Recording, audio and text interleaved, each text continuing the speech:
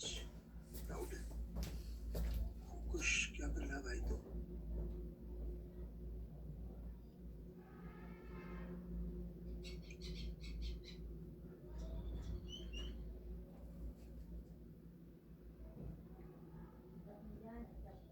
ये गड़बड़ है, मिस्टेक है इसमें, मैं समझा देता हूँ। एक मिनट अंकुश, मैं क्वेश्चन खोल के बताता हूँ।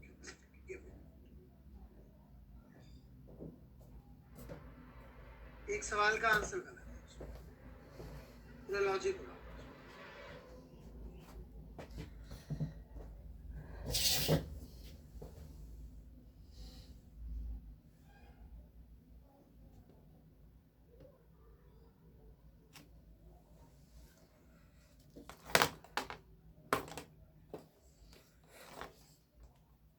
एक मिनट तुम आ जाओ, क्योंकि इसमें दिया हुआ है, इसमें थोड़ी कर देती है, इसमें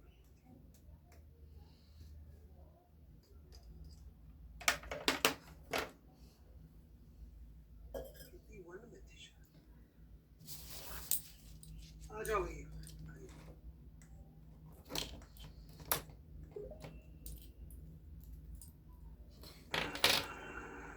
हेलो सर। हाँ बोलिए। हाँ सर, तो सर यहाँ पे दिया हुआ है कि पैरेलल री ऑफ लाइट का जो कि पास किया गया उससे, तो सर यहाँ पे बोल रहे हैं कि उसको नेग्लेक्ट करने से जो उसके डायरेक्शन में जो एमिट हो रहा है उस रेडिएशन को नेग्लेक्ट करने की उन्होंने बोल रहे हैं। तो सर यहाँ पे उन्होंने 3 वेवलेंथ दे रखा है आंसर। तो सर यहाँ पे ग्राउंड पे तो सर 1 से 2 हो सकता है, 1 से 3 हो सकता है एंड 1 से 4। नहीं, बी की बात कर रहे हो ना तुम? ए पार्ट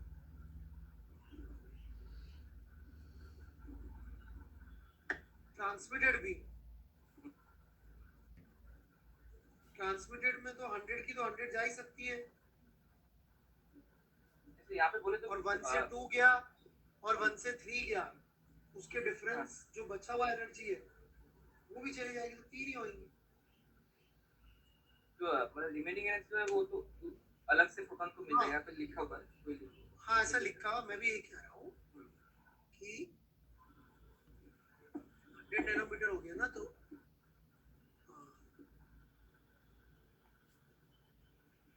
hc बाय लैम्डा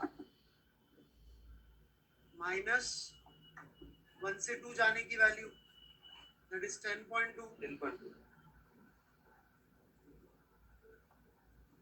एक ये हो जाएगी,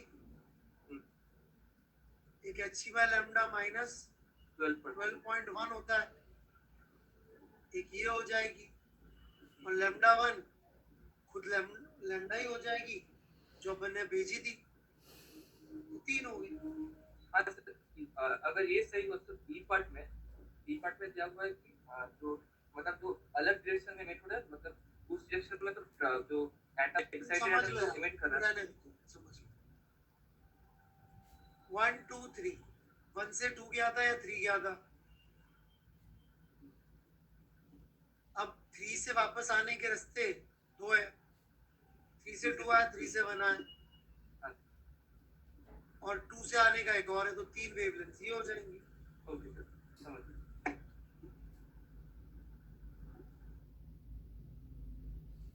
इसका सॉल्यूशन पोस्ट हो गया क्या?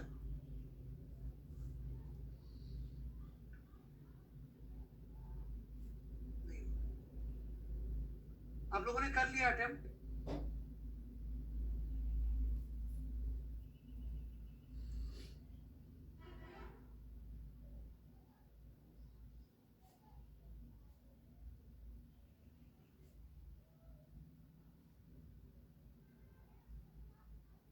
इसमें एक सवाल गड़बड़ है, बता दूं अभी आप लोगों को, अभी ट्राई करके देखना हो तो भी देखिए।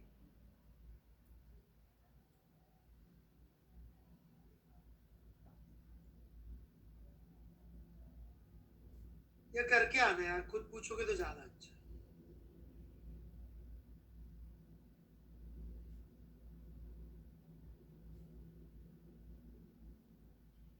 ठीक है ना, कोई भी नहीं पकड़ पाया गलती तो ठीक है, कोई बात।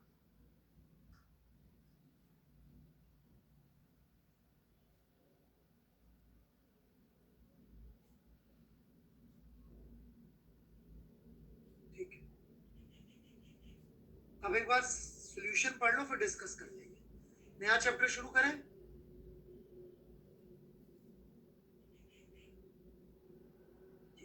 मॉडर्न फिजिक्स की शीट अपलोड कर दी थी क्या मैंने? ओके, तो वो भी आप कर सकते हैं।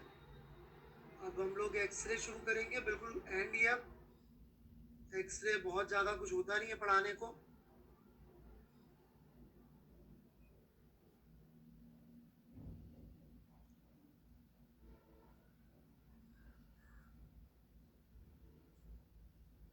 हाँ जी इप्शिता जी, इसका मतलब पॉसिबल नहीं है ना। 42 आपने पूछा ही नहीं किसी ने भी। हेंस प्रूव्ड क्यों पॉसिबल नहीं है? अच्छा, उसमें भी अपन रिलेटिविस्टिक फॉर्मूला लगा है तो फिर वो सी आ जाती है, ठीक है। तो वो भी पॉसिबल नहीं है इलेक्ट्रॉन की स्पीड सी होना भी।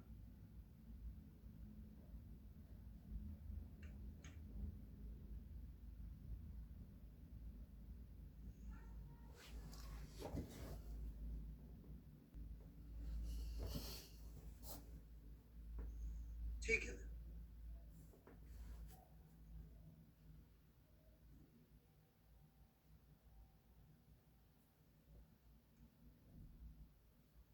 so let's begin with x-rays.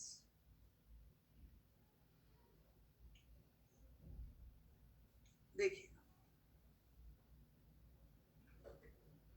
यदि अपन ध्यान से देखें कि अपन ने जब पढ़ना शुरू किया था तो अपन ने सबसे पहले थर्मायनिक इफेक्ट की बात करी थी, याद है क्या? We talked about thermionic effect.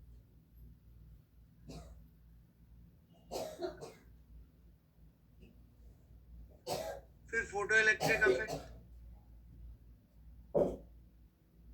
फिर बोर,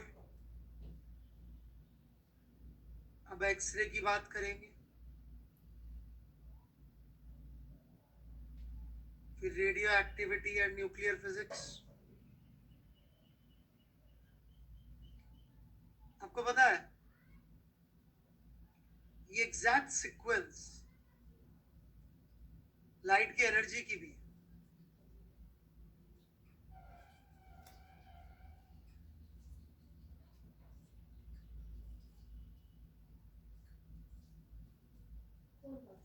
थर्माइमिक में हम लोग जनरली इंफ्रारेड बैंड की बात करते हैं। इसमें जनरली विजिबल के लेवल की बात होती है। यहाँ पे अल्ट्रा वायलेट पहुंच जाता है। इस बैंड का नाम ही एक्सरे है। और यहाँ पे हम लोग बात करते हैं जनरली इसको गामा रे एंड कॉस्मिक रे वगैरह से। ये आप देखेंगे एनर्जी के लेवल पे बोलूं तो 0.1 से 0 मतलब 0.01 से 0 पॉइंट ऐसा कर देते, लेस देन 1 इलेक्ट्रॉन वोल्ट।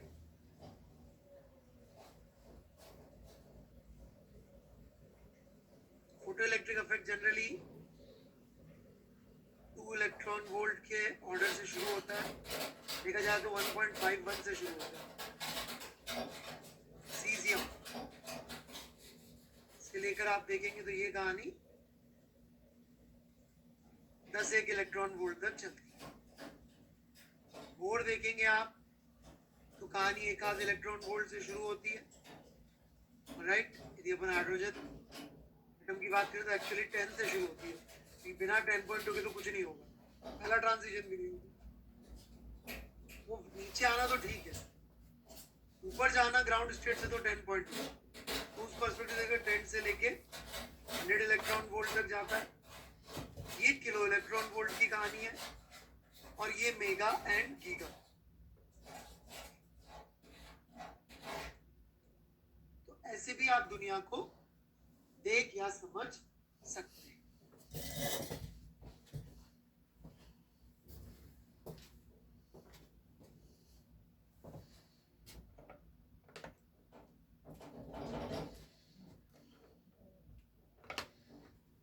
समझ में आई क्या बात?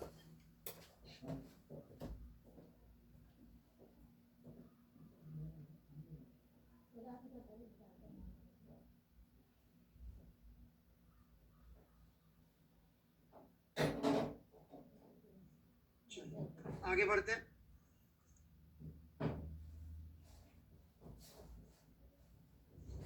तो क्या एक्सरे कोई विशेष टाइप की इलेक्ट्रोमैग्नेटिक वेव है?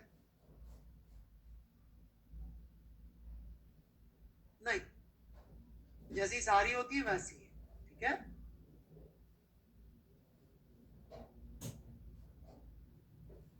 तो जो भी लाइट करती है वो सब ये भी कर सकती है। लाइट मतलब ये लाइट ही है, लेकिन किलो इलेक्ट्रॉन वोल्ट की रेंज में, ठीक है बात।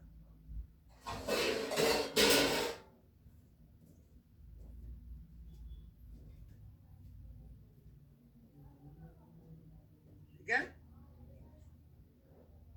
दूसरा, क्या एप्लीकेशन होती है एक्सरे की?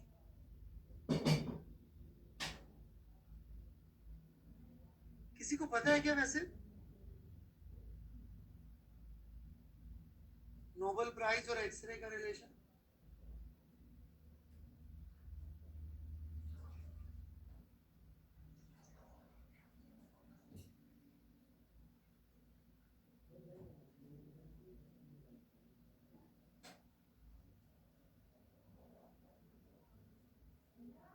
पहला नोबेल प्राइज इसी का मिला था फिजिक्स में,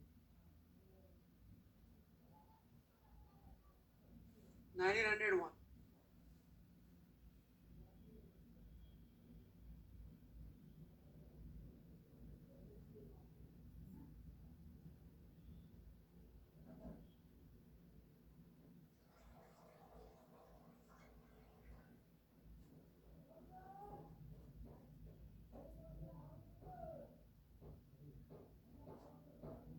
विलियम रॉन्टन, ठीक है।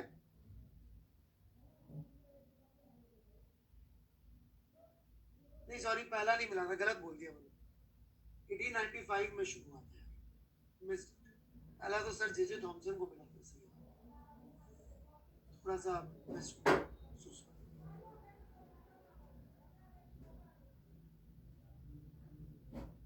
खैर कोई। तो विलियम रॉन्टन को इसकी डिस्कवरी के नोबेल प्राइज मिला था 1900। इसकी एप्लीकेशन क्या है और क्यों है? कितने लोगों के जीवन में कभी ना कभी एक्सरे हुआ है? एक्सरे हुआ है मतलब एक्टिव बच्चा था, ऐसी कोई शर्माने की बात नहीं है। लड़ गए, भिड़ गए, तोड़ दिया, फोड़ दिया, दैट्स ओके। इनएक्टिव बच्चे का क्या एक्सरे होगा? नहीं।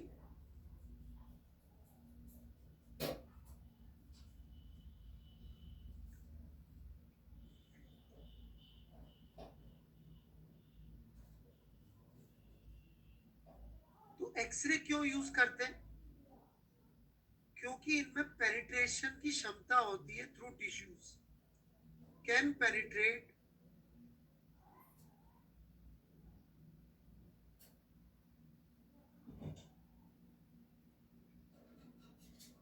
ठीक है।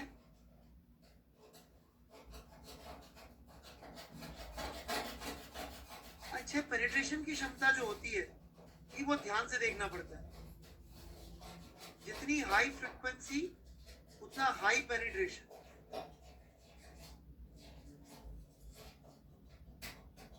या पेनिट्रेटिंग पावर के बाद।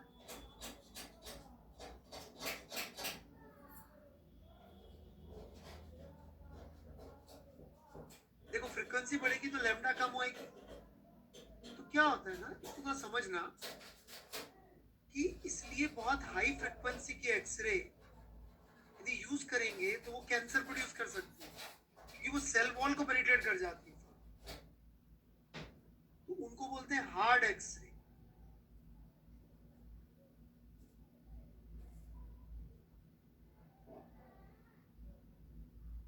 और सॉफ्ट एक्सरे किसको बोलेंगे? जनरली जो मेडिकल उसमें यूज होती है। हार्ड एक्सरे यूज होती है सिक्योरिटी में, राइट। मेडिकल में यूज होती है सॉफ्ट एक्सरे। सिक्योरिटी में नहीं होता, वो एयरपोर्ट पे आजकल तो मॉल वगैरह बहुत जगहों पे, मॉल छोड़ो उस पे भी रहता है, अपने नॉर्मल रेलवे स्टेशन पे लगे हुए। वहां की एक्सरे मशीन क्या करती है, अंदर क्या क्या सामान है ये देख लेती है कि आप चाकू, छुरी, तलवार, बम, बंदूक तो नहीं लेके जा रहे हो अंदर, है ना। कुछ है इस प्रकृति के लोग जिनको यही काम में मजा आता है, राइट। इनकी लो पेनिट्रेटिंग,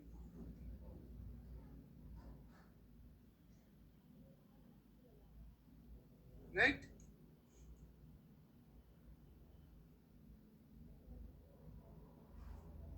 कि वहां मजा आ गया, वहां क्या धमाका किया। कुछ लोगों को सुन के ही मजा आता है, कुछ लोगों को करके ही मजा आता है, ठीक है। तो उन सबसे बचने के लिए,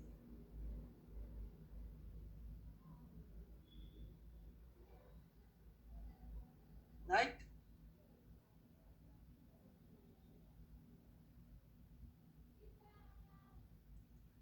तो ये सॉफ्ट एक्सरे, हार्ड एक्सरे याद रहेगा। यदि हमको हार्ड एक्सरे से निकाल दे तो कैंसर कैंसर हो सकता है, समझ गए ना बात। डेंजरस चीज है,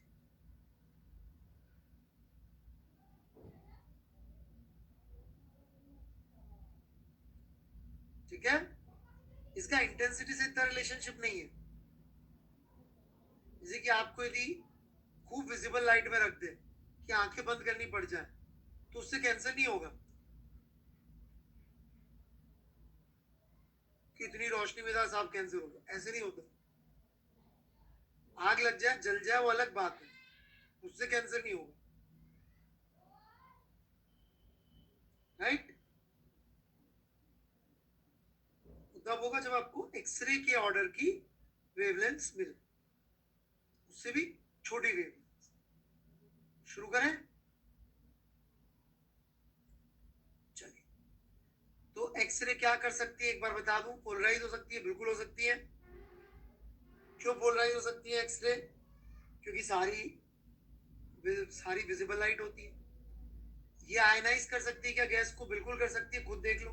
क्यों आयनाइज कर सकती है गैस को? क्योंकि बोर के ऊपर के ऑर्डर है एनर्जी का, तो लास्ट शेल के इलेक्ट्रॉन्स को तो मस्त निकाल सकती है कि नहीं निकाल सकती है कि नहीं एनर्जी निकालने लायक,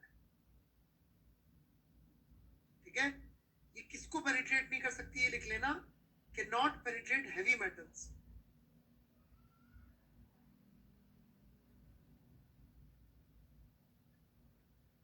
हैवी मेटल्स, और हैवी मेटल का मतलब सिर्फ लेड नहीं होता, और भी होते हैं, स्ट्रॉन्शियम, ऑस्मियम,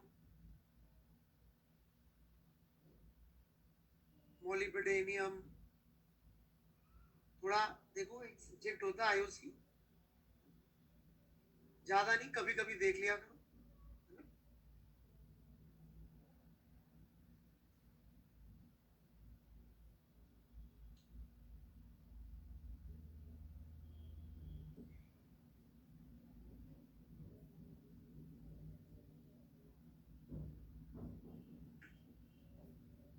बड़े आगे, चलिए। कूलिज ट्यूब, तो मैंने एक्सरे की प्रॉपर्टीज और बाकी सब डिस्कस कर लिया है। एनर्जी का ऑर्डर याद रखना बेटा, जेई में इस पे भी सवाल आया हुआ है कि बच्चों को एनर्जी का ऑर्डर पता है कि नहीं पता है। इस पे जेई में सवाल आया हुआ है, विश्वास करो, ठीक है ना। अच्छी तरह से लिख लेना, याद कर लेना इसको। अच्छा, इससे आपका infrared, visible, ultraviolet, X-ray, gamma, है ना। कूलिज ट्यूब, कूलिज ट्यूब वो डिवाइस है जिसमें एक्सरे प्रोड्यूस होती है। पुस्तक में बना रखा है, मैं भी ध्यान से पुस्तक से कॉपी करके एक एक चीज बना रहा हूँ। इसको बंद करके आप भी आराम से बनाओ।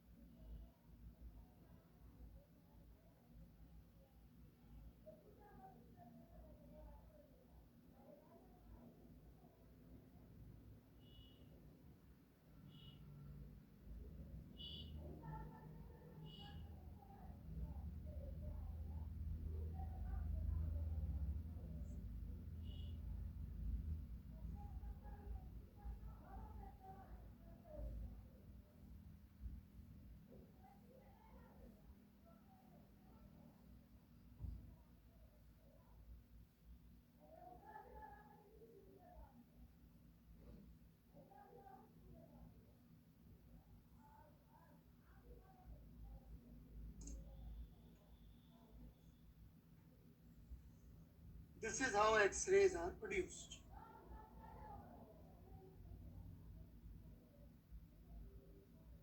बना ले आप, फिर मैं समझाता हूँ कहाँ पे क्या चल रहा है और क्यों.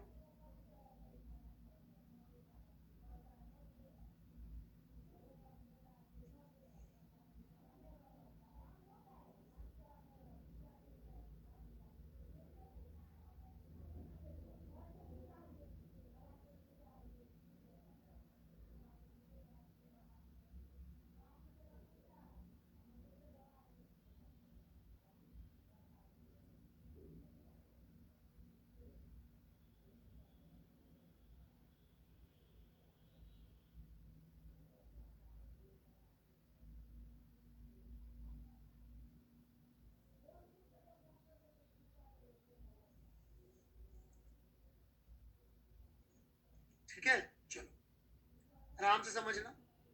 यहाँ मेटल लिया, उसको गर्म कर रहे हैं फिलामेंट से. हीटिंग फिलामेंट होता है ना, ठीक है, ये गर्म कर रहे हैं इससे. तो इस फिलामेंट से क्या होगा, इलेक्ट्रॉन रिलीज होंगे. किससे? थर्मोनिक इफेक्ट से. कितनी एनर्जी के रिलीज होंगे यहाँ पे? ये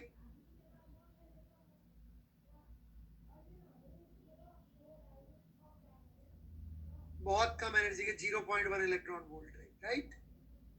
अब इसको एक्सेलरेट कर रहे हैं, ये भी एक्सेलरेटिंग है, एक्सेलरेटिंग पोटेंशियल, जिसको किलो वोल्ट से एक्सेलरेट करेगा, राइट. वो हाईली एक्सेलरेटेड इलेक्ट्रॉन जाके टारगेट से टकराएंगे, जो कि हैवी मेटल का है. किस एनर्जी के इलेक्ट्रॉन जाके टकराएंगे यहाँ पे? किलो इलेक्ट्रॉन वोल्ट की एनर्जी के, राइट.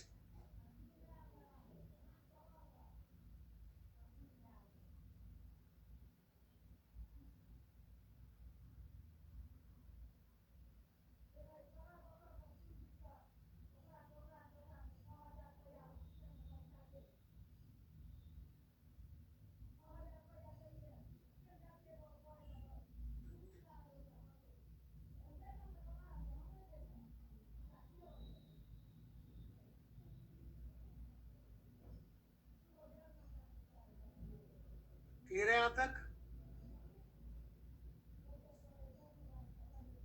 टकराएंगे, बहुत सारी एनर्जी हीट में जाएगी.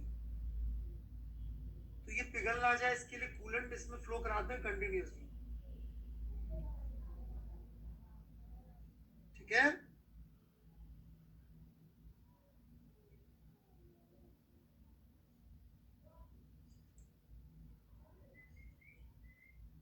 और कुछ ऐसी घटनाएं होती है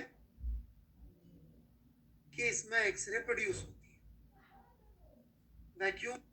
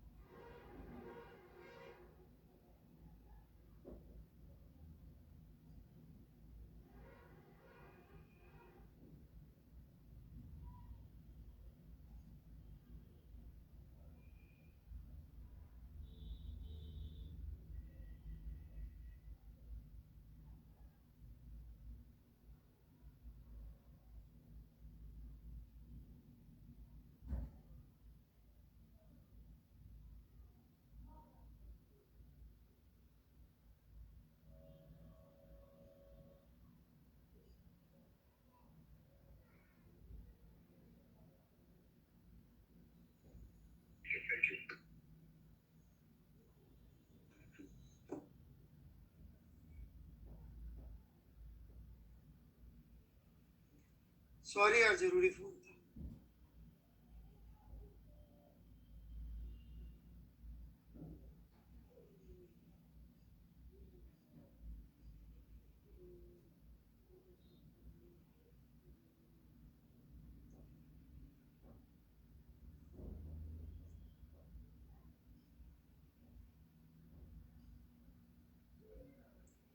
हाँ भाई,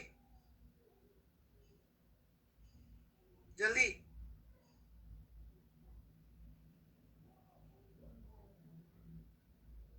वैक्यूम क्यों है? आंसर लिखो।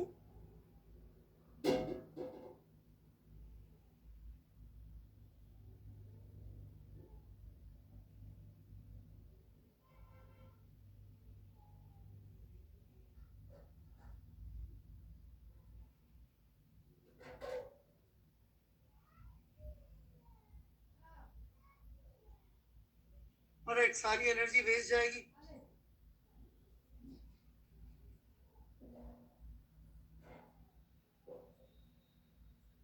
इसलिए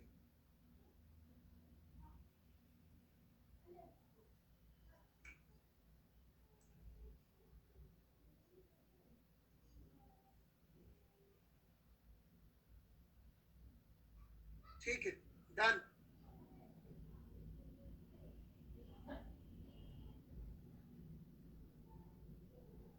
आगे बढ़े।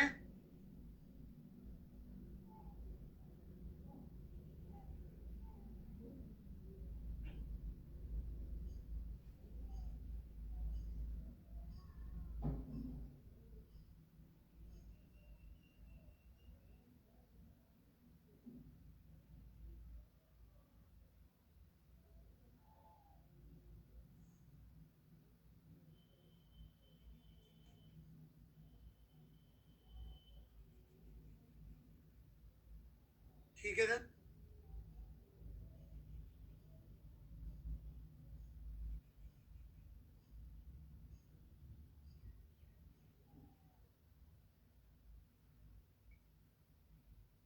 अभी इलेक्ट्रॉन यहाँ पहुंचे, टक्कर करी और एक्सरे प्रोड्यूस हो गई।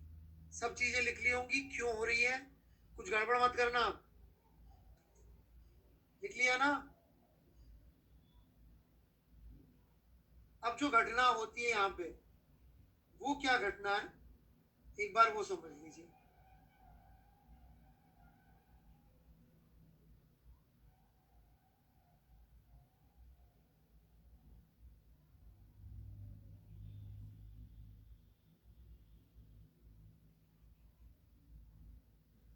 अरे यार, एक मिनट, आज क्या डायल किया गया नंबर।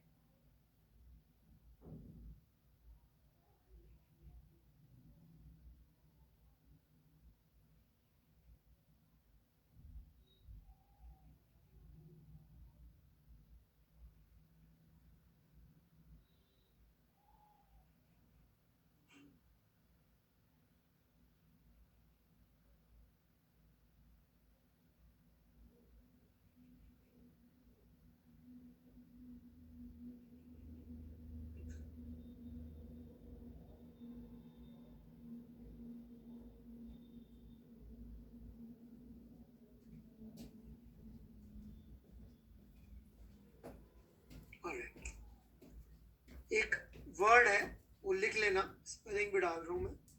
थोड़ा सा डिस्टर्बेंस चल रहा है।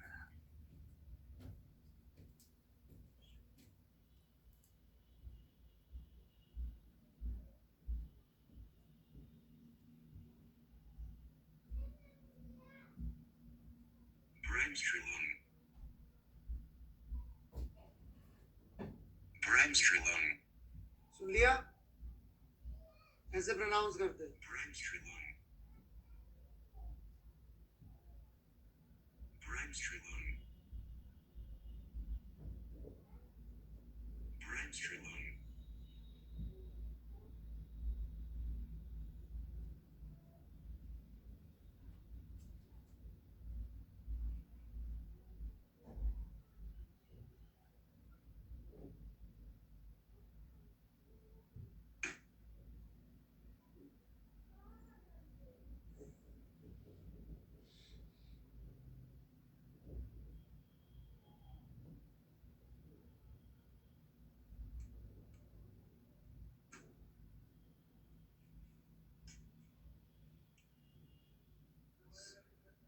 So this is known as Bremsstrahlung.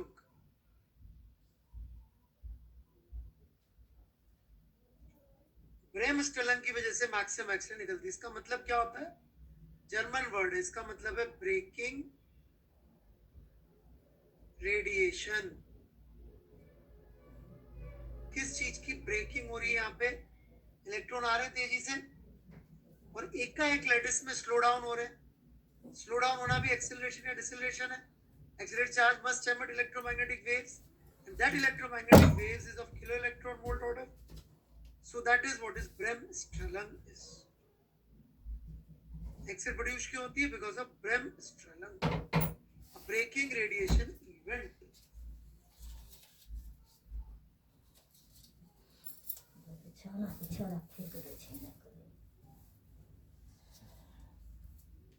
Got it?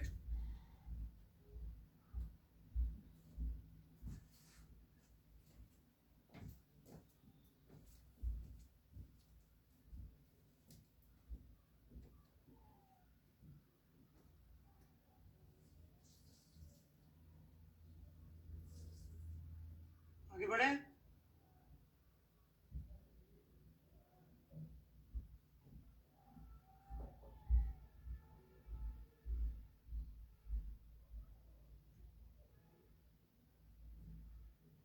Electron आया, लेटिस में डिसेलरेट हुए तो मैक्सिमम एनर्जी तो हीट में गई, लेकिन थोड़ी सी एनर्जी किसमें चली गई?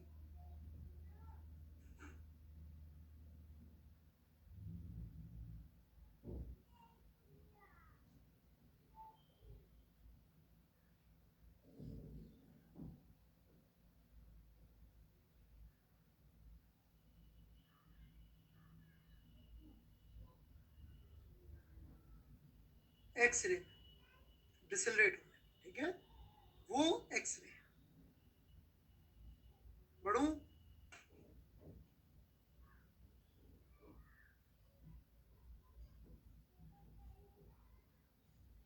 तो जो इसका ग्राफ है,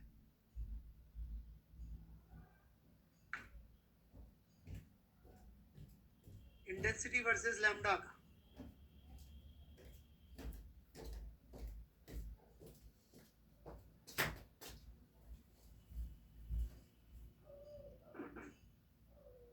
वो एक मिनिमम लैम्डा से शुरू होगा। उस लैम्डा को बोलते हैं कट ऑफ। क्यों मिनिमम लैम्डा होगी? क्योंकि एक ऐसा इलेक्ट्रॉन जो टक्कर करके ही रुक गया और सारी एनर्जी एक साथ लूज कर दी तो एक फोटोन निकलेगा, इतनी एनर्जी का। लैम्डा कट ऑफ समझ में आ रहा है ना सबको? इससे छोटा वेवलेंथ नहीं होगा।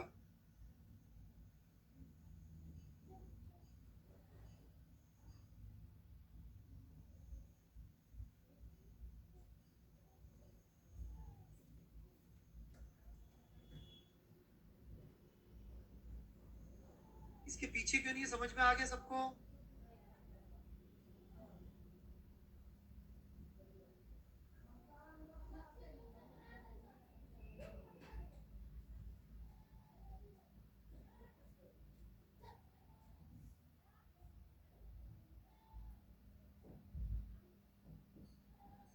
कोई तकलीफ यहां तक? यदि एक्सरे इतनी होती तो कुछ फेमस लायक नहीं थी। This is everything is expected. अच्छा, यहाँ पे ध्यान दें तो ये फोटोइलेक्ट्रिक इफेक्ट का ठीक उल्टा घटना है। कैसे? कैसे ठीक उल्टी घटना है? कौन समझाएगा?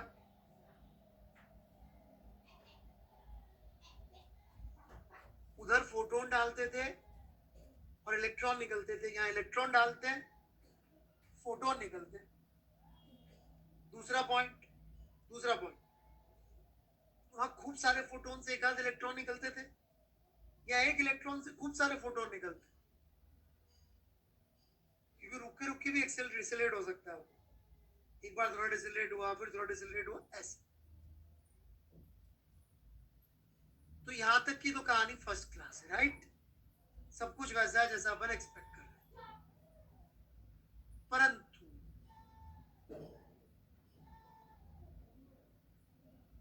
मजा तो तब आता है जब कुछ कहानी में ट्विस्ट। तो इस जानवर पे ऐसे सिंग भी आते हैं जो एक्सप्लेन करना बड़ा मुश्किल होता है।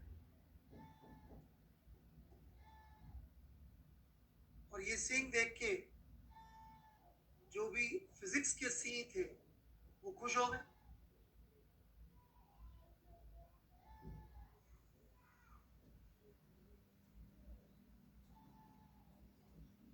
राइट।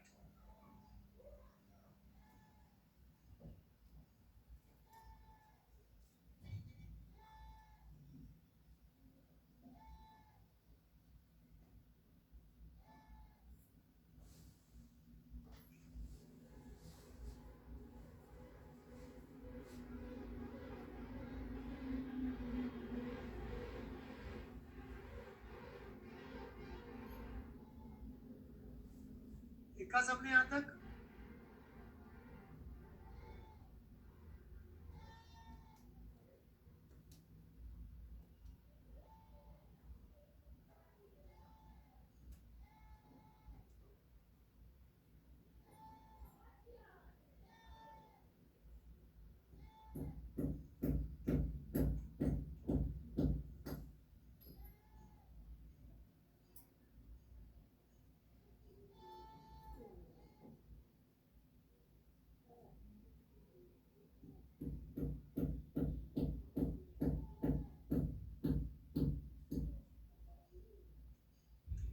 तो ये जो सफेद वाला जानवर है इसको बोलते हैं कंटिन्यूअस स्पेक्ट्रम।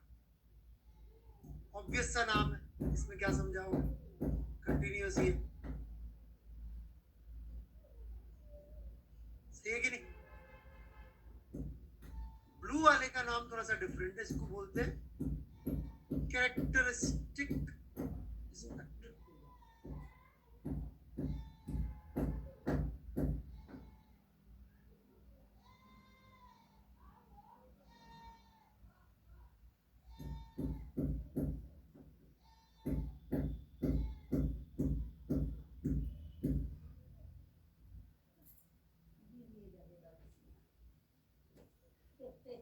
ठीक है बात? Continuous characteristic.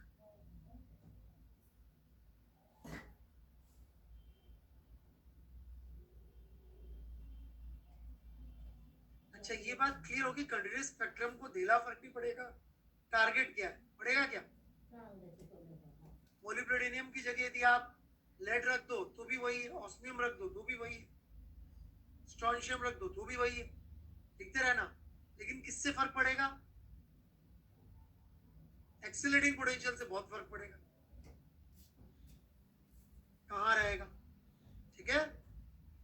अब मैं सबसे कंफ्यूजिंग पार्ट पे जा रहा हूँ। कुछ बच्चों को बहुत कंफ्यूजिंग लगता है, तो ये मैं समझाना चाहता हूँ।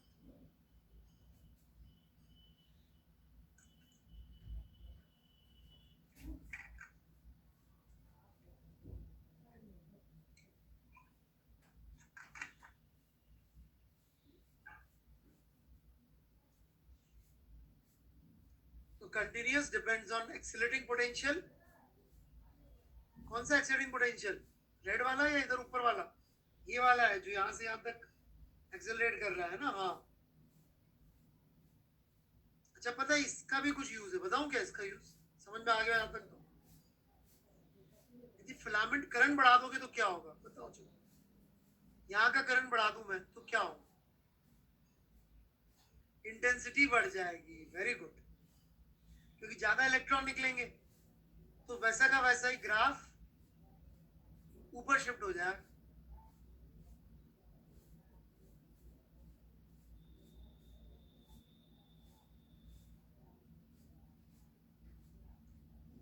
जबकि यदि मैं इसको बढ़ाऊंगा तो क्या होगा? इधर तो शिफ्ट होना ही चाहिए क्योंकि एनर्जी ज्यादा अवेलेबल है, थोड़ा इधर भी शिफ्ट होगा।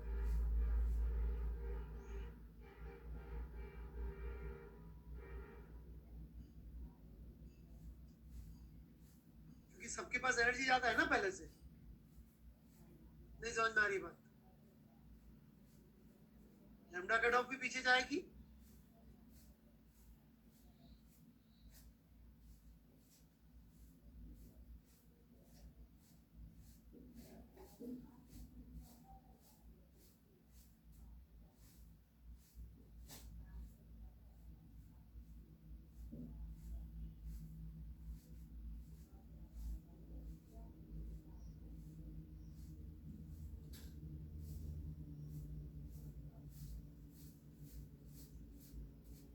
है ना बात?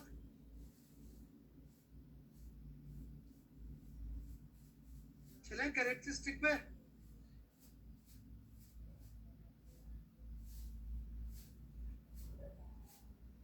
केमिस्ट्री में लोवेस्ट वाली को 1 को के कहते थे, याद है आपको? सेकंड को एल कहते थे, थर्ड को एम कहते थे, फिर इसको एन कहते थे। उनको 1 2 3 कहते थे, तो उनको लगता कि यार कुछ कमी रह गई जिंदगी में, राइट? हमने कुछ साइंटिफिक ही नहीं किया।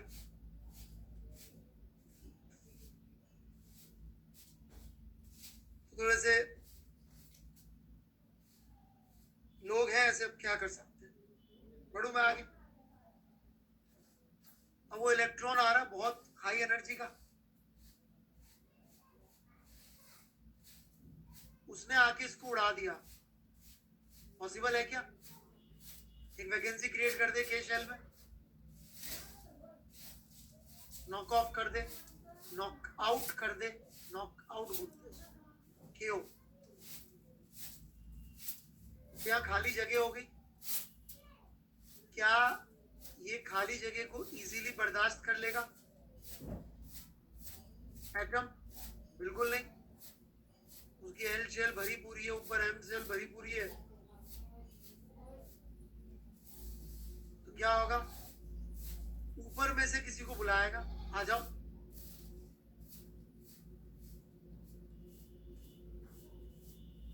यहां से आया तो इसको बोलेंगे first line of Lyman series, oops KL.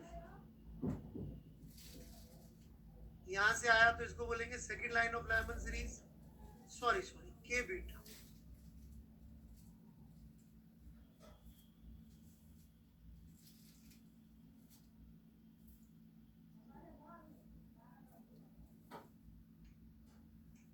ठीक है, नॉकआउट उस इलेक्ट्रॉनिक के उधर से आ रहा था। वो सब्जेक्ट ऐसा है, उनको नाम रखे बिना उनका विचारों का, अब देखो सोचने का कुछ नहीं, करने का कुछ नहीं, कोई तो चाहिए ना नाम रखने के लिए, नहीं?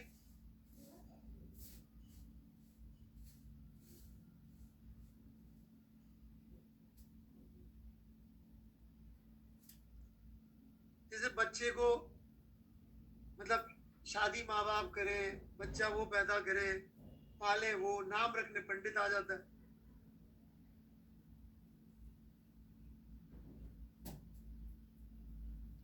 अजीब सी कहानी है दुनिया की, सोच के देखो आप।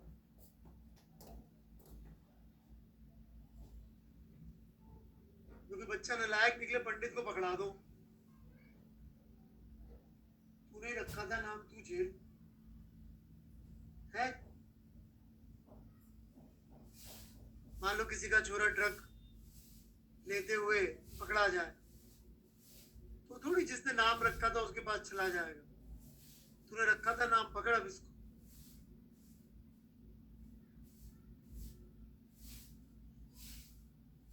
सही है कि नहीं? तो माँ बाप की प्रोटेंशन है, तो लॉजिक जो है वो फिजिक्स की टेंशन है। समझे नहीं समझे बात?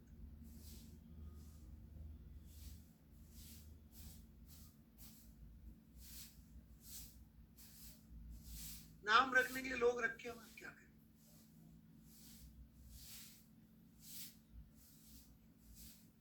बड़े आगे। मैंने कोई नाम नहीं लिया, मैं सिर्फ कह रहा हूं छोरा नालायक निकले तो पंडित नाम रखने वाली कोई जिम्मेदारी नहीं है, समझे? बस मैं इतना सा कह, ये सब आप कमेंट ना करें दूसरे लोगों पे, है ना? और ड्रग्स से बिल्कुल दूर रहे। Such the subject exist then. भाई इंग्लिश पढ़ ले बेटा तू, Ansh Ansh, English need study, English need Ansh study, English should study Ansh, English must learn अंश।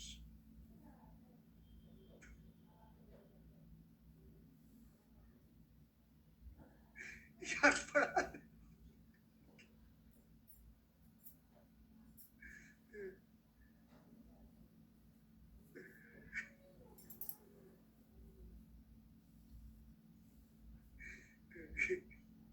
चलो पढ़े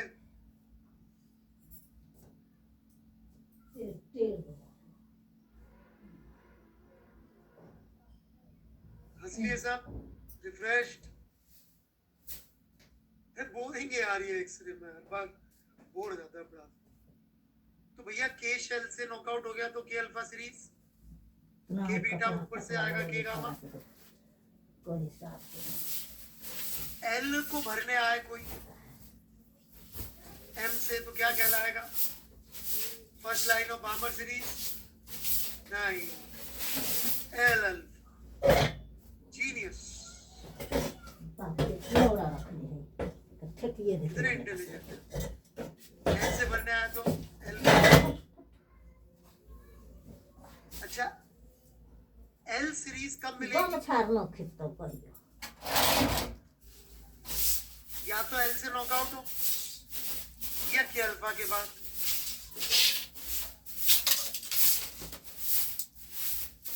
ऐसे बाकी काम भी हो जाएंगे बढ़े आगे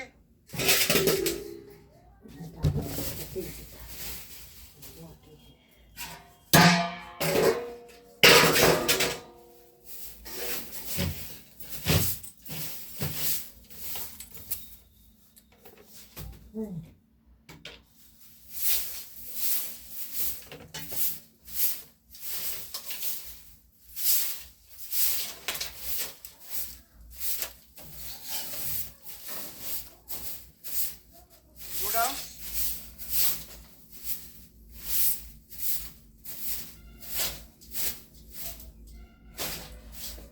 के सीरीज एल सीरीज सब क्लियर है ये स्पेसिफिकली किस पे डिपेंड करेगी के सीरीज एल सीरीज किस एलिमेंट से निकल रहा है राइट टारगेट से इसीलिए आप पीक्स देख रहे हैं यहाँ पे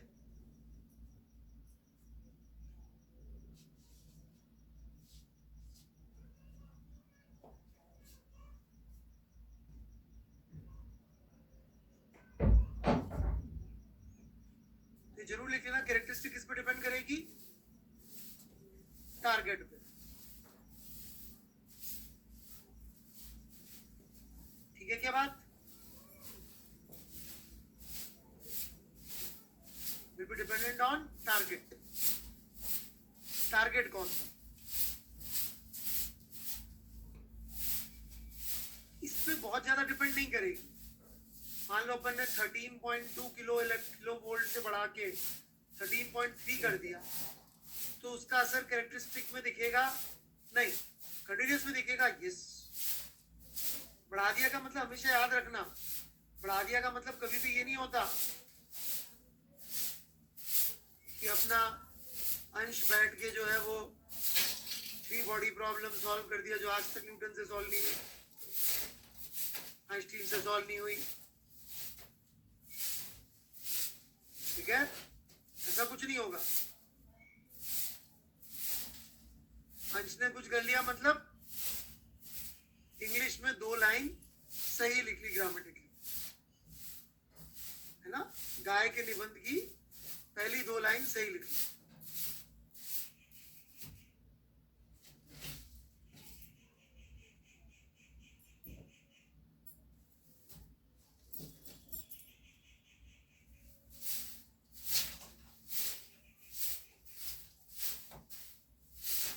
बढ़ू आगे में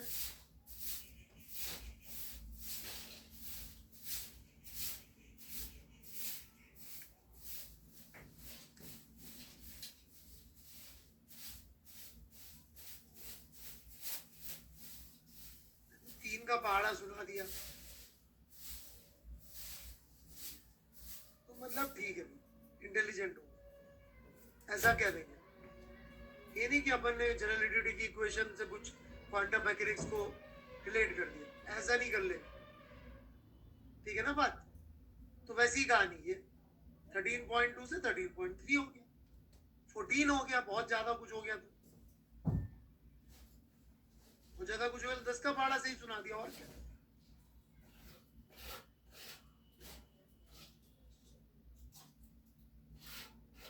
बढ़ू मैं आगे।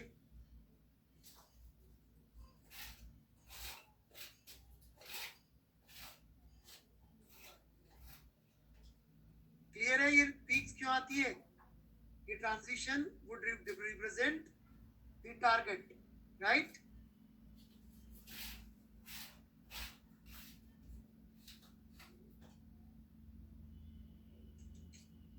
भाई अंश को चांस देंगे सबसे पहले आंसर देने का। अंश, प्रूव मी रॉन्ग। हाँ तो बोलो बे, नाराज हो गया है। तुम पीछे पीछे मेरे मजाक में उड़ाते हो यार, हद है यार। चलो,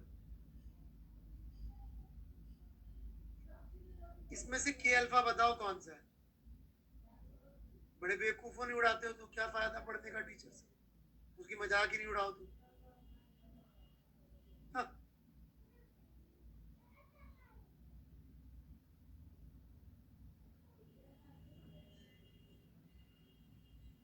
इसमें से के अल्फा कौन सा होगा?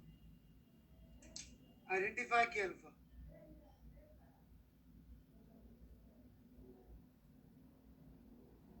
स्कूल टीचर और हम में क्या अंतर है भाई? हम थोड़ा लॉजिकली पढ़ा लेते हैं।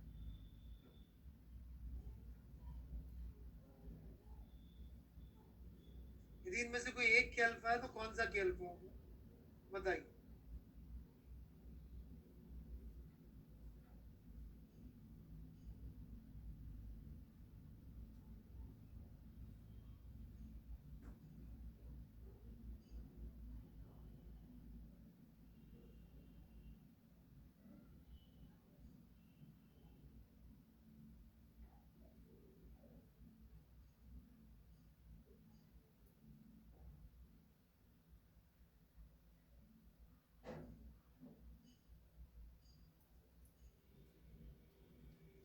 चलिए जी, हियर वी गो।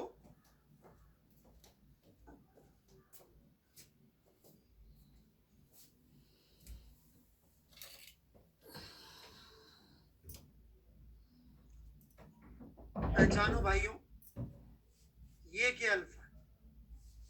क्यों?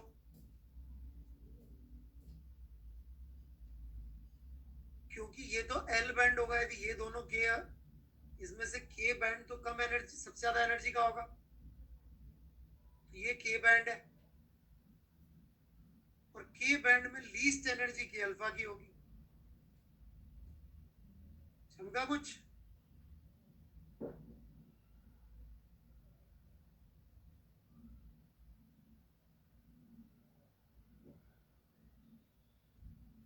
बढ़ू मैं आगे।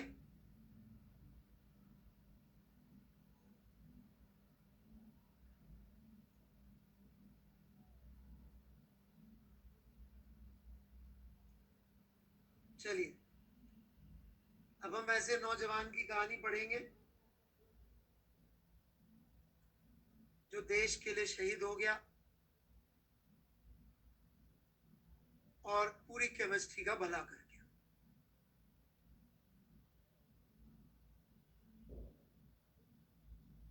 ओके, फिजिसिस्ट था पर केमिस्ट्री के फंडामेंटल आइडिया यही देके गया। एक तो मेंडलीव था रशियन, जिसे पीरियोडिक टेबल का कॉन्सेप्ट होना चाहिए दिया था। इसने ही बताया कि एटॉमिक नंबर के बेसिस पे होना चाहिए। इस तरह का फॉर्मूला दिया कि यदि सब एटम्स की, ध्यान से सुनना, सब एटम्स की सेम लाइन कंपेयर करो तो ही ये फॉर्मूला वैलिड है। Valid if same line for all atoms.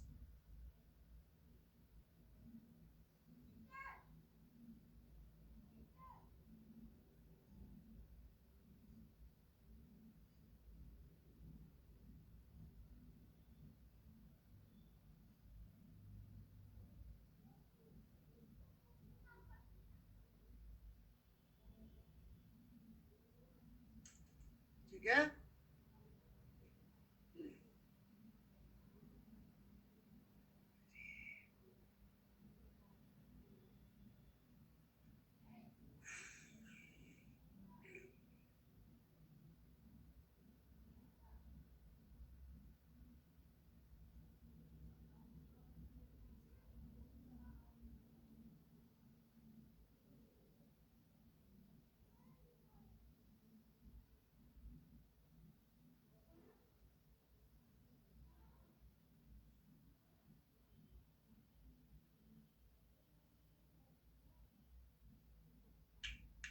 आगे बढ़े।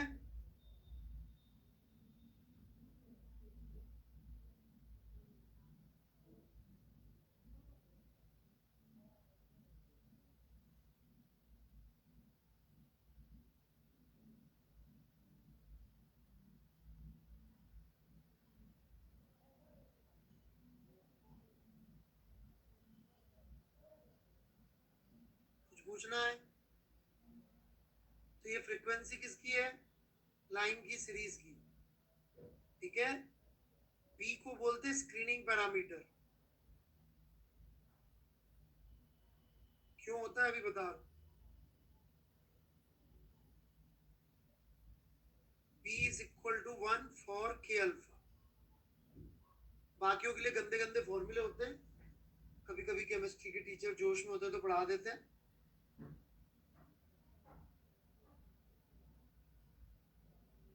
ठीक है, कि केमिस्ट्री की बिल्कुल फाउंडेशनल चीजें हैं ये, जो ऑब्वियसली फिजिसिस्ट ही बनाएंगे, है ना।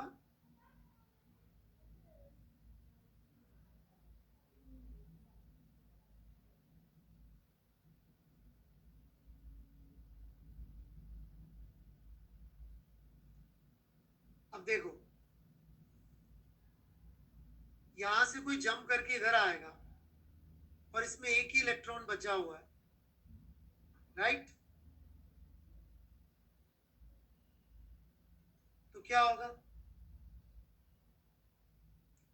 ये जो Ze इलेक्ट्रॉन थे, इसमें Ze चार्ज था, इसको चार्ज माइनस ही कम दिखेगा ना, इसलिए के अल्फा के लिए B1 होता है। कुछ लोग बोलेंगे सर तब तो हम बाकियों के लिए बता सकते हैं। बिल्कुल कोशिश भी मत करना, क्योंकि उसमें फिर ज्योमेट्री आ जाती है, वो एसपीडीएफ की बहुत मजेदार, जो प्रोबेबिलिटी डिस्ट्रीब्यूशन कर्व होते हैं 3D में। तो बाकियों के लिए कोशिश भी मत करना बी को प्रेडिक्ट करने की, सिर्फ के अल्फा के लिए, क्योंकि ज्योमेट्री सिंपल होती है, एस ऑर्बिटल स्फेरिकल होती है, इसलिए प्रेडिक्ट हो जाता है। तो बिल्कुल बोर का ही फॉर्मूला है, देखो तो याद करो बोर का फॉर्मूला क्या होता था? एनर्जी डिफरेंस कितना होता था? R H C Z 1/n² minus 1/m²। तो जेड की जगह तो आ गया जेड माइनस बी, क्योंकि वो तो सिंगल इलेक्ट्रॉन स्पीशीज के लिए था, ठीक है कि नहीं बात। और बाकी सारे हो गए कांस्टेंट ए, और चूंकि सबके लिए सेम लाइन यूज कर रहे हैं तो आर एस सी तो फंडामेंटल कांस्टेंट हो जाएंगे, और एन और एम सेम हो जाएंगे क्योंकि सेम लाइन है। चमक गया क्या? समाप्त। मॉडर्न फिजिक्स का एक और चैप्टर हमने खत्म कर डाला। सॉल्व एग्जाम्पल करने तो करके दिखा दूं, बाकी बहुत ही फर्जी वाले वाले। चैप्टर 44 होमवर्क करना, मॉडर्न फिजिक्स 1 की शीट खत्म कर लेनी,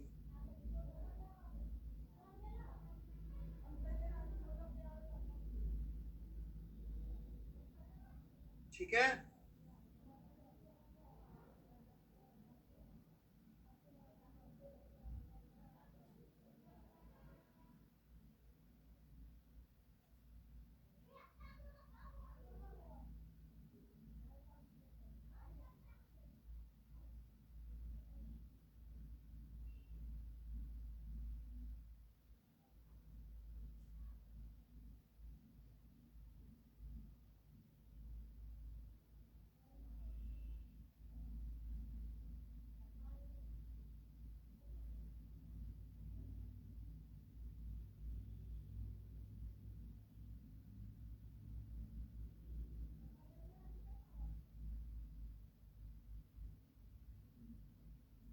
आगे बढ़ू, कुछ नहीं पूछना हो तो नेक्स्ट चैप्टर शुरू करूं।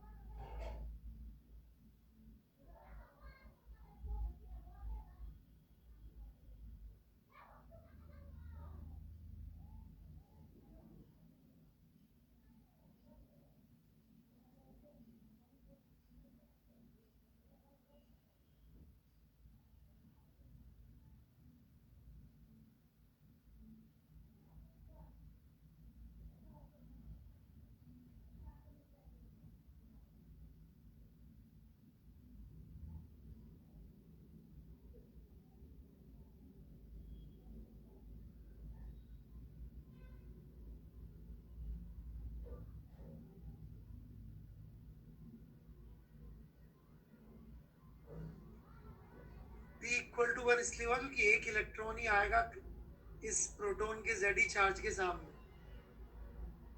इसलिए। ठीक है भाई, चलो। सो nuclear physics and radio activity, उसमें भी रेडियो एक्टिविटी तो आपको केमिस्ट्री वाले फर्स्ट क्लास करा चुके हैं। केमिकल काइनेटिक्स में फर्स्ट ऑर्डर रेट रिएक्शन मस्त, बिल्कुल सीरीज पैरेलल, ये वो है ना, half life, average life.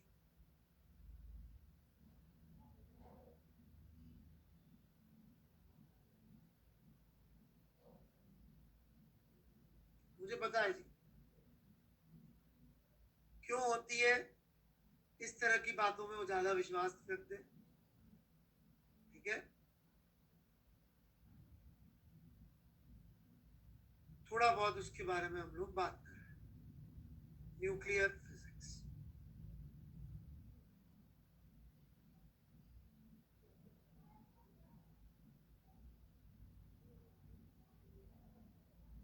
In fact मेरे एक स्टूडेंट है, मुझे बता रहे थे, जो इसमें काफी इंटरेस्टेड है इस फील्ड में, कि मोस्ट परफेक्ट थ्योरी जो आज तक बनी है वो यही है।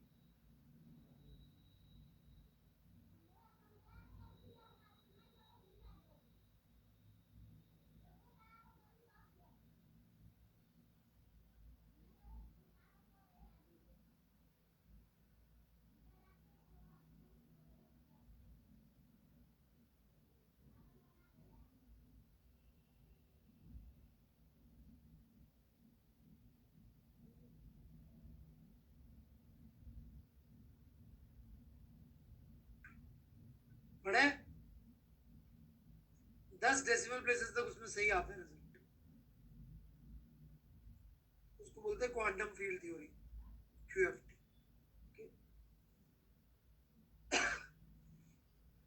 जिसके one of the contributor was RP फैनमैन।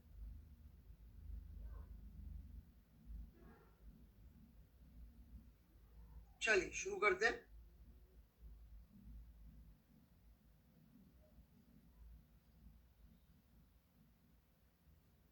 Nuclear physics, तो देखिए बच्चों, फिजिक्स के पास दुनिया को देखने के, चीजों को समझने के दो नजरिए। एक नजरिए को बोलते हैं फोर्स, दूसरे नजरिए को बोलते हैं एनर्जी। ठीक है कि नहीं बात? फोर्स जो है वो एक्चुअली अंदर क्या चल रहा है निटी-ग्रिटीज में, उसको देखने का बढ़िया तरीका है। और एनर्जी यदि आपको ऊपर ऊपर से चीजों को समझ लेना हो, संभव भी है कि नहीं, तो उसको देखने का बहुत अच्छा तरीका है।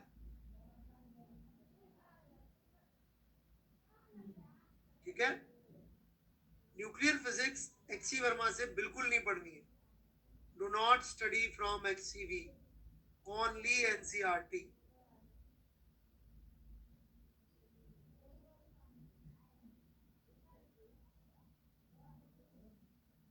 ठीक है, क्योंकि इसमें वर्मा जी ने क्या है ना, कोई उनके दिल के पास थ्योरी रही होगी, जब किताब लिख रहे थे तब तो वो थ्योरीज में लड़ाई झगड़े भी चल रहे थे, तो उन्होंने अपने दिल के पास वाली थ्योरी बड़े दिल से लिख दी। नहीं, इसमें शैलू की कोई गलती, हर चीज में थोड़ी स्टूडेंट ही गलत होती है, राइट?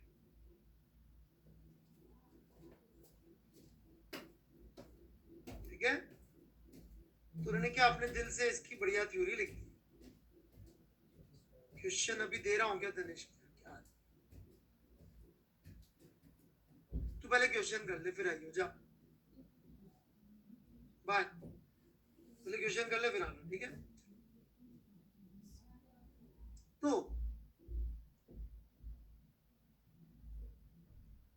वर्मा जी ने इसकी थ्योरी दी, उसको छोड़ना है, NCERT पढ़ना।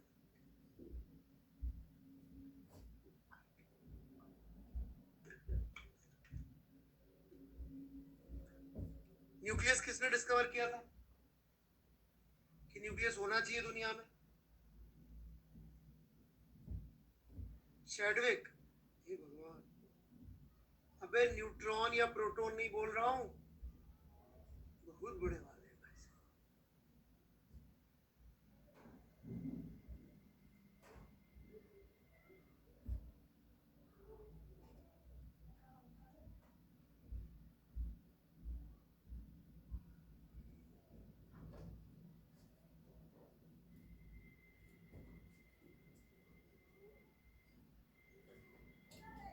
रदरफोर्ड, ठीक है,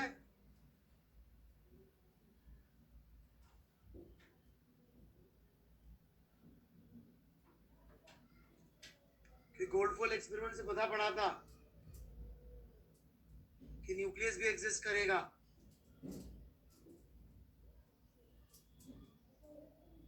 तो न्यूक्लियस पे मालूम पड़ा चार्ज है कुछ पॉजिटिव और मास से प्रोटॉन भी मिल गया बाद में, तो लोग खुश हो गए। ठीक है यार, कुछ समझदार लोगों ने बोला ठीक कहां से बे, एक से ज्यादा प्रोटॉन है इसमें, तो ये कैसे रह रहे हैं साथ साथ। फिर एक भाई ने न्यूट्रॉन डिस्कवर कर लिया, उसूल है इसमें तो चार्ज भी नहीं है, सिर्फ मास है, ऑलमोस्ट प्रोटॉन जितना है, प्रोटॉन से थोड़ा ज्यादा। बोला इसकी क्या जरूरत पड़ रही है? तो इन सब का जवाब नहीं मिला। Under all the knowledge of physics that they had at that time, उस समय तक जो फिजिक्स की नॉलेज थी फोर्सेस की, वो थी इलेक्ट्रोस्टैटिक। तो इलेक्ट्रोस्टैटिक या इलेक्ट्रोमैग्नेटिक फोर्स, उसके हिसाब से तो एग्जिस्ट करना ही नहीं चाहिए, राइट? और न्यूट्रॉन का तो कोई फर्क ही नहीं पड़ता। तो बड़े लोगों ने इसमें तुक्के मारने, एक्सपेरिमेंट करने, थ्योरी देना, ये सब शुरू कर दिया। बड़े लोग क्या करते हैं ना, जब समझ में नहीं आती चीजें, जब चीजें समझ में नहीं आती तो ही उनको मजा आता है। आप में और बड़े लोगों में बस यही अंतर है, समझ रहे हो ना? आपको समझ में नहीं आती तो आप भागते हैं, वही मैं मर गया मम्मी, कितना बेकार टीचर है, कितना बेकार सब्जेक्ट है, राइट? और जिस सब्जेक्ट में सब समझ में आ जाए कि बेटा देखो यहाँ पे इसका नाम ऐसे रखते हैं, अपन बोलते हैं वाह क्या मस्त काम चल रहा है, बेटा देखो ये रिएक्शन इसके नाम से है, अरे वाह क्या मजेदार काम है, राइट?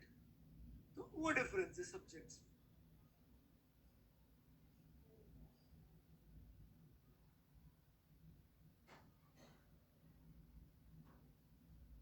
बड़े आगे मतलब इंसानों में, सब्जेक्ट में तो क्या है, इंसानों में, बड़ों में।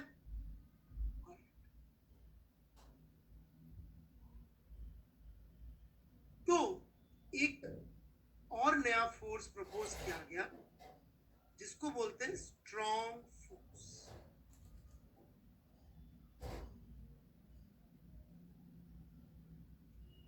It is called strong force. ये लगता है नंबर एक,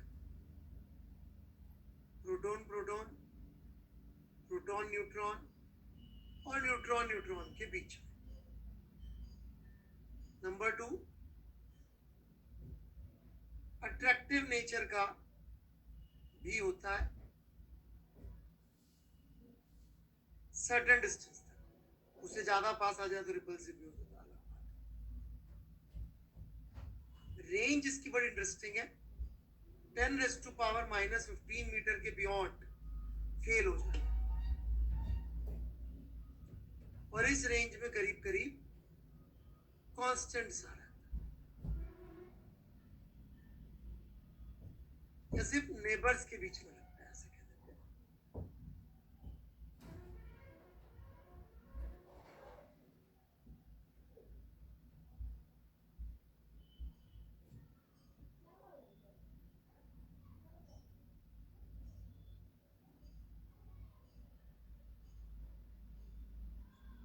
ये नाम है फोर्स का, इसका नाम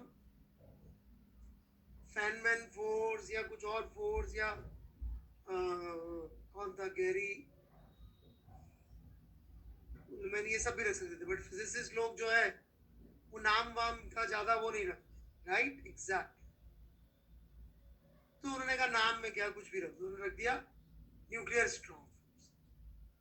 कोई और सब्जेक्ट होता तो एक संस्था बनती, वो डिसाइड करती, 1 साल तक डिस्कशन करती गहरा, किसका नाम क्या रखेंगे, है कि नहीं।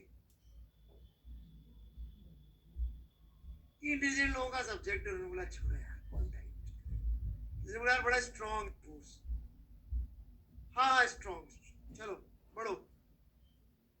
इंटेलिजेंट लोगों का सब्जेक्ट है, कौन टेंशन लेगा, नाम रखिए, कुछ बड़ा काम करेंगे। मान लो इसको करने वाला कोई पंजाबी होता, छोले भटूरे खा रहा होता, उसका क्या भटूरा फोर्स है, तो इसका नाम भटूरा फोर्स हो गया हो।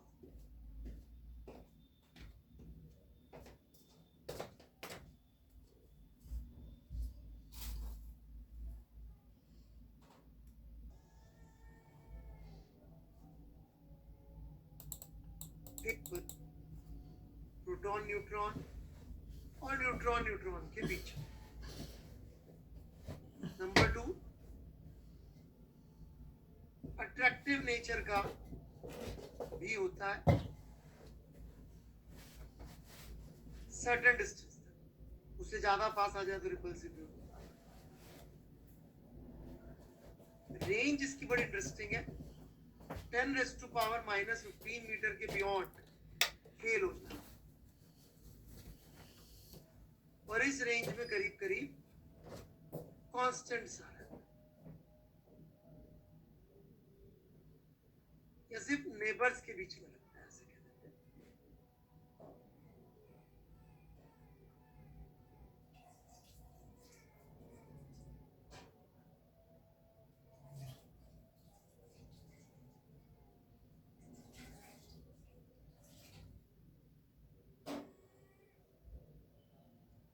ये नाम है फोर्स का, इसका नाम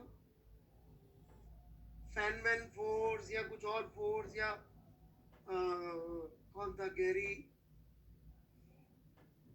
मैंने ये सब भी रख सकते थे, बट फिजिसिस्ट लोग जो है वो नाम वाम का ज्यादा वो नहीं रख, राइट, एग्जैक्ट। तो उन्होंने कहा नाम में क्या कुछ भी रख दो, उन्होंने रख दिया न्यूक्लियर स्ट्रॉन्ग फोर्स।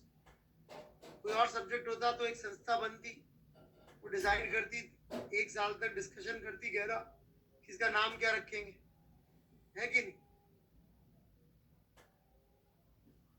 इंटेलिजेंट लोगों का सब्जेक्ट है, उन्होंने बोला छोड़ो यार, कौन टाइम, जैसे बोला यार बड़ा स्ट्रॉन्ग है फोर्स, हाँ स्ट्रॉन्ग, चलो बढ़ो। इंटेलिजेंट लोगों का सब्जेक्ट है, कौन टेंशन लेगा, नाम रखिए, कुछ बड़ा काम करेंगे। मान लो इसको करने वाला कोई पंजाबी होता, छोले भटूरे खा रहा होता, उसका क्या भटूरा फोर्स है, तो इसका नाम भटूरा फोर्स हो गया हो।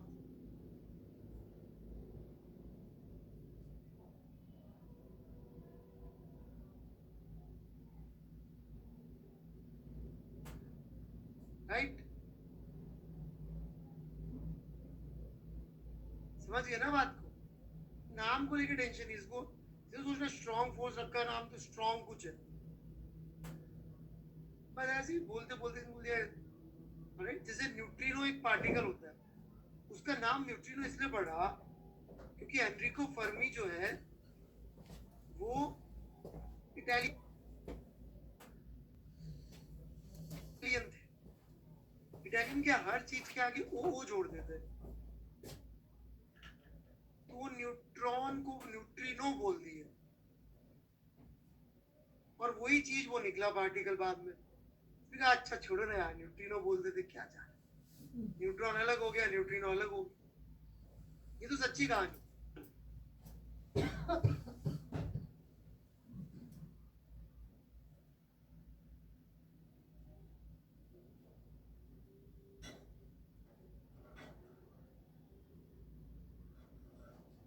बड़ा काम करो ना, बढ़ू मैं आगे। एक्स इन विसिनिटी का मतलब क्या है जरा समझ लें। ये प्रोटॉन, ये न्यूट्रॉन, ये न्यूट्रॉन, ये प्रोटॉन, ये न्यूट्रॉन, ये प्रोटॉन, ये न्यूट्रॉन, ये proton, neutron, proton, proton,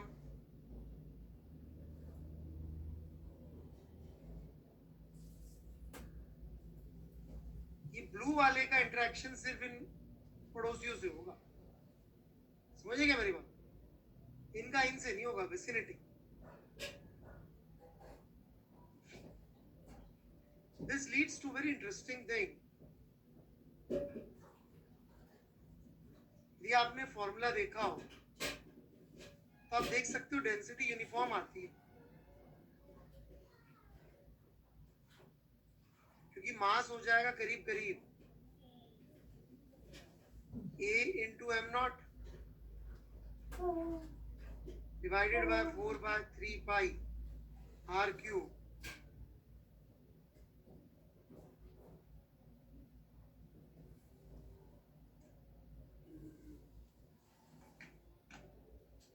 That's it.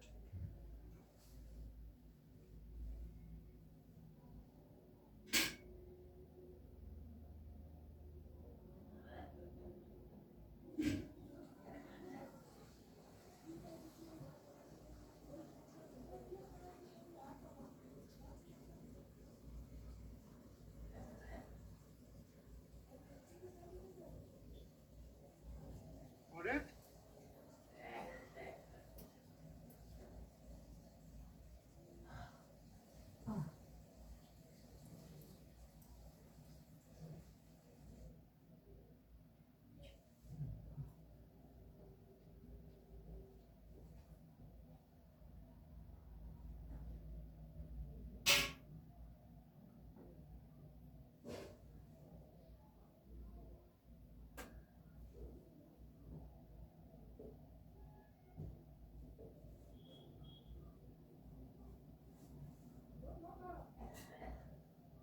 तो ये डेंसिटी कांस्टेंट क्यों आगे लिख लिया हो तो? बिकॉज आप नए नए nucleons as a neutron proton introduce करते जाओ, कोई फर्क नहीं पड़ता कितना अंदर है कितने बाहर है। अट्रैक्टिव इसलिए जरूरी था, समझ में आ गई बात? इधर भी इन वालों की भी दुनिया वैसी है जैसी इनकी है, जैसी अंदर वालों की, किसी को कोई फर्क नहीं पड़ रहा है। ऐसा नहीं कि अंदर वालों पे बहुत ज्यादा फोर्स लग रहा है। किसी ग्रेविटेशन में तो क्या होता है, अंदर प्रेशर बहुत बढ़ जाता है। सवाल भी किया अपन ने ऐसे ग्रेविटेशनल प्रेशर वाले S2 में थे। इधर अंदर रहो चाहे बाहर रहो कोई फर्क नहीं पड़ रहा, तो इसलिए नंबर ऑफ न्यूक्लियॉन्स ऐड करेंगे तो डेंसिटी पे कोई खास फर्क नहीं। ठीक है, अट्रैक्टिव होना तो बहुत जरूरी था क्योंकि रिपल्सिव तो वैसे ही बहुत ज्यादा था और सबके बीच में लगता है। ठीक है, मैकेनिज्म इसका थोड़ा सा टेढ़ा मेढ़ा है तो उस पर अपन बहुत ज्यादा बात नहीं करेंगे।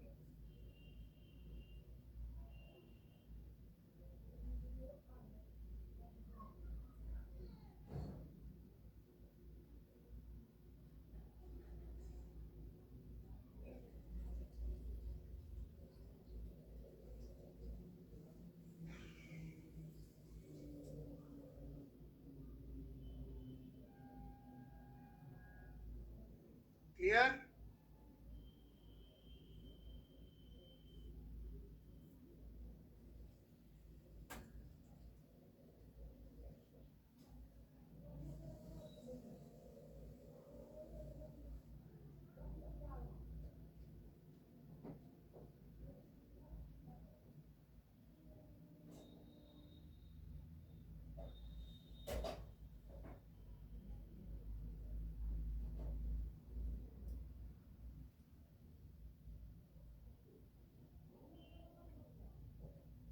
इस फोर्स से लोगों ने बोला कि एटम का न्यूक्लियस एग्जिस्ट कर सकता है। एनर्जी वाला मैं आज नहीं लूंगा, 5-6 मिनट बचे।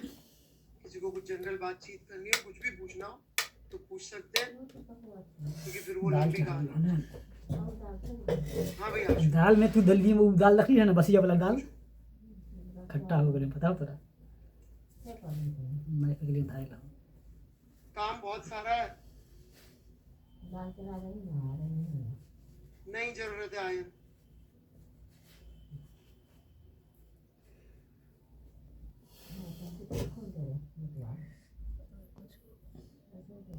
जो ना ये